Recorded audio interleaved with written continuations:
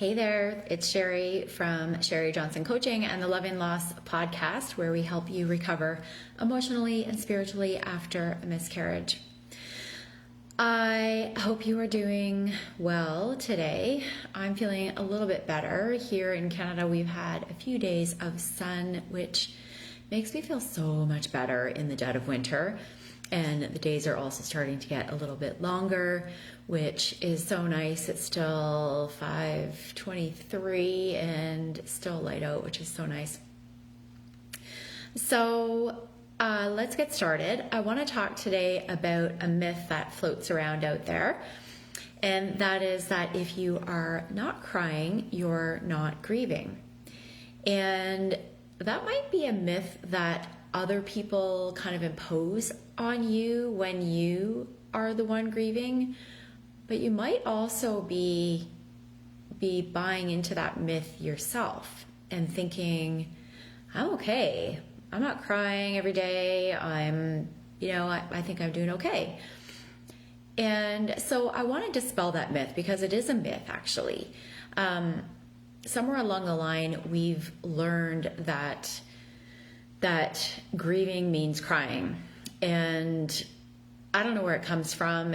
We see it. It's a natural reaction. Crying is a natural reaction to grief. And it's a very normal reaction.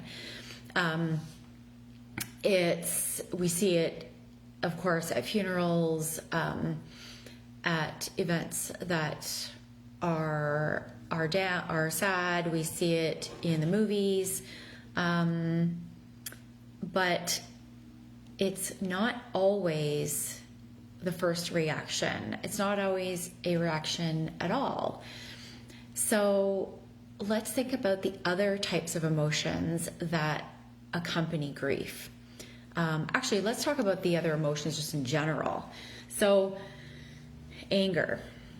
A lot of people cry when they're angry, me included. I'm one of them.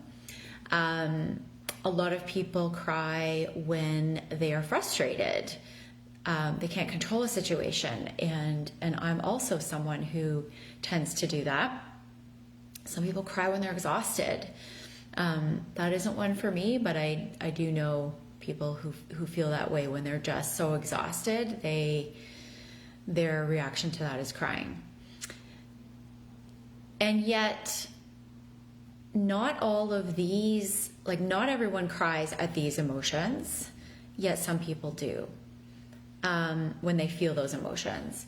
So isn't it natural to believe that you can grieve without actually that you can grieve without actually showing that emotion in terms of tears? So there's so many emotions that we feel, and everyone expresses those emotions in very different ways. So I actually didn't cry after my first pregnancy loss, and many women don't, even though I was grieving. It made me think that I wasn't. It made me think that I was okay, and yet I wasn't. But let's talk about a couple of reasons why people don't cry when they're deep in grief. So number one is that they might be feeling numbness. That is sometimes the first reaction to grief is numbness. And that is your mind's way of protecting yourself. It's similar to someone who goes into shock after a physical trauma. You can go into emotional shock after an emotional trauma.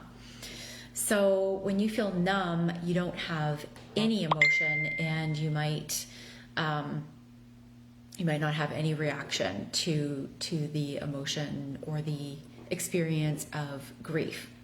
So you won't necessarily cry when you are numb. So that's one reason. The second is that many people have learned that crying is weakness, or maybe that crying is not manly if you are a guy. Most of you watching this will be women. But that is something that I actually learned. Growing up, my father did not show emotion by crying. He didn't cry at his own father's funeral, his mother's funeral. I don't know if I have ever seen him cry. And somewhere along the way, I started to believe that is not the way that you show emotion, that crying makes you far too vulnerable. And I felt very vulnerable when I cried, and so I stopped. And I learned it became a bit of a thing, actually. I wouldn't, I would hold back the tears when I was watching a really sad movie, or I lost my two best friends when I was 8 years old, and I remember trying not to cry at the funeral. So I somewhere along the line learned from my father that it was just too vulnerable to show that kind of emotion. So that's the second reason. And you might be one of those people, you might not even realize that that's something that you're feeling. The third reason is just that some people just don't have that. It's just not the way that they show emotion. And it's not because they feel vulnerable when they do it. It's just that they show their emotion in other ways. So an example of this, I'm wondering if you have ever watched The Crown. Throw a yes in the comments if you watch The Crown. My husband and I have watched the whole series.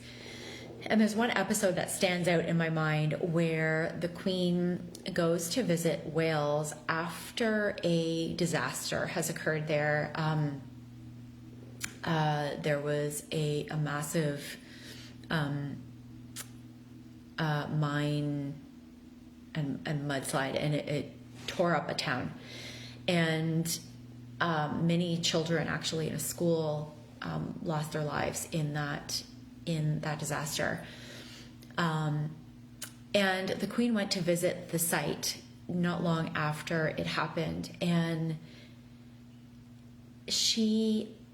they show on the episode how she was actually trying to cry. She even faked it for the media and held up a hand to her eye to wipe away a tear, and came home and talked to her husband talked to Prince Philip about how she couldn't cry, and just that emotion did not come for her. And it didn't mean that she wasn't feeling any empathy for the people who lost family members or children. It just wasn't how she displayed that kind of emotion. So those are the three reasons. There might be more. Those are the three that I think are the big ones. So why am I telling you this?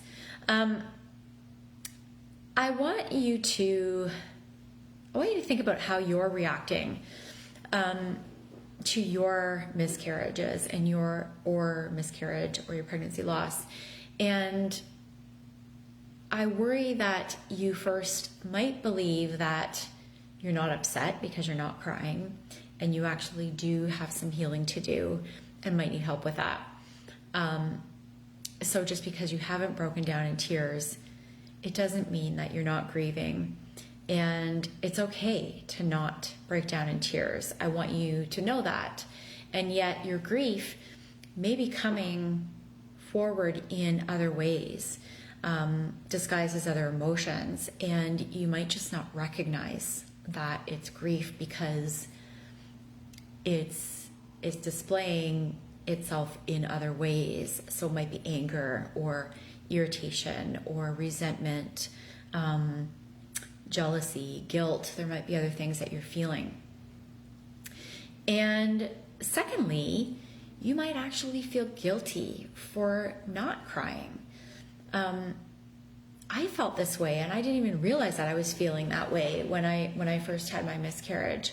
I started to feel like, especially after I saw other women couldn't stop crying. And I started to feel like, what is wrong with me? Why am I not more upset about this? And if you're feeling that way, I want you to know that you're not alone. First of all, you're not the only one who's felt that way. But secondly, that doesn't say anything about you. It just means that your emotion is coming through in other ways. Or it might not be coming through as strong for you, or there could be 100 other reasons why you're feeling a little better than someone else. And that's a whole other video, I think. But I wanted you to know that you're not alone if you're not crying. You're not alone if you're feeling guilty about that. And you're not alone if you're not as upset as you think you should be.